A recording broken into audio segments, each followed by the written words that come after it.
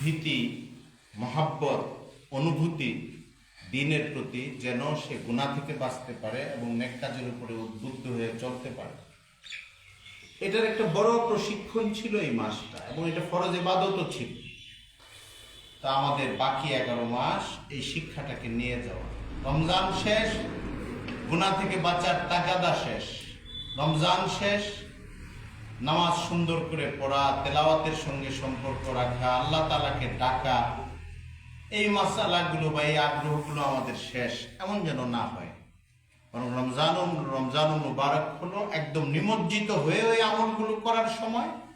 আর বাকি 11 মাস হচ্ছে নিমজ্জনটা হয়তো রমজানের মতো হবে না, আমার প্রাত্যহিক জীবনযাপন থাকবে, কিন্তু ফরজ নামাজের সঙ্গে আমাদের সম্পর্ক থাকবে, মসজিদের সঙ্গে সম্পর্ক থাকবে, কোরআনে কারীমের সঙ্গে সম্পর্ক থাকবে, হালালের সঙ্গে সম্পর্ক থাকবে, হারাম থেকে বেঁচে থেকে চলার সম্পর্ক থাকবে, আর আল্লাহর কাছে বারবার হাজিরা দেওয়ার মাসলা থাকবে। মুসলমানের জিন্দেগিতে দুইটা নেয়ামত অনেক বড় জিনিস। একটা নেয়ামত হলো তওবার নেয়ামত।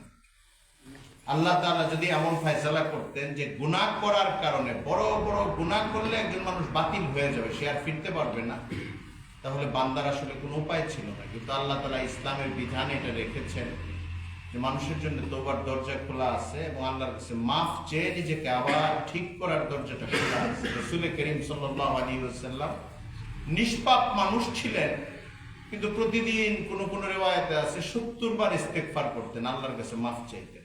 ওনার দরকার ছিল না, উনি নিষ্পাপ ছিলেন। সমস্ত নবীরা নিষ্পাপ, ইসলামী মৌলিক একটা আকীদা এটা। আর হযরত রাসূল করিম সাল্লাল্লাহু আলাইহি ওয়াসাল্লাম ছিলেন সাইয়্যিদুল আম্বিয়া, সমস্ত নবীদের প্রধান নবী, মাহবুবে খুদা, আল্লাহ তাআলার অত্যন্ত প্রিয় বান্দা। তিনি 70 বার আল্লাহর কাছে মাফ চাইতেন। কোন বর্ণনায় আছে 100 বা 100-র চেয়ে বেশি বার আল্লাহ তাআলার কাছে মাফ চাইতেন, এতে আল্লাহ তাআলা খুশি হইতেন। আমরা এই আমলটা বজায় রাখব।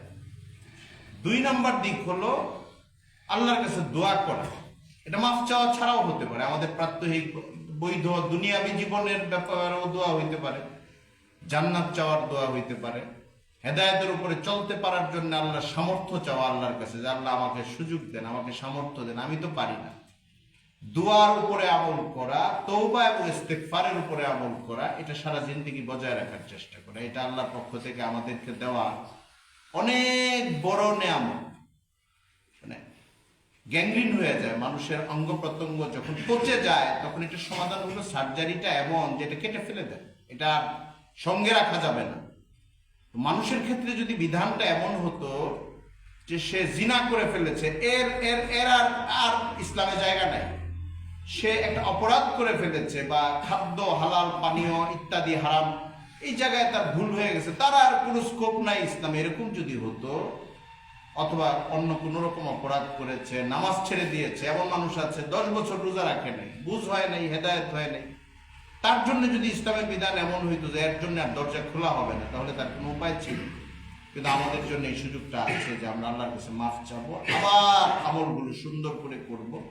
আমরা এই সুযোগটা যেন কাজে লাগাই, আমরা যেন নিজেকে পরিশুদ্ধ করা, আল্লাহর নৈকট্যশীল বান্দা হিসেবে উপস্থাপন করার চেষ্টা করা, এই কাজটা করি। কারণ হযরত সাহাবায়ে কেরামের মধ্যে এরকম সাহাবী অনেক আছেন যারা ইসলামের বিরুদ্ধে অস্ত্র ধারণ করেছিলেন, অনেক সাহাবীকে কতল করেছেন, কিন্তু একটা সময় এসে ইসলাম গ্রহণ করে ফেলেছেন। আবার উনি অনেক মর্যাদাবান সাহাবীতে পরিণত হয়ে গেছে, এবং সাহাবাদের পর থেকে এই পর্যন্ত এমন অনেক বড় উলিয়া দরবেশ বুজুর্গ গেছেন যারা একটা সময় অনেক পাপী ছিলেন, বুঝ ছিল না, তার হেদায়েত ছিল না, কিন্তু ইসলামের তওবার যে সম্পদ, এটা উনি গ্রহণ করেছেন, আল্লাহর কাছে মাফ চেয়েছেন, সহি রাস্তায় আবার চলে আসেন।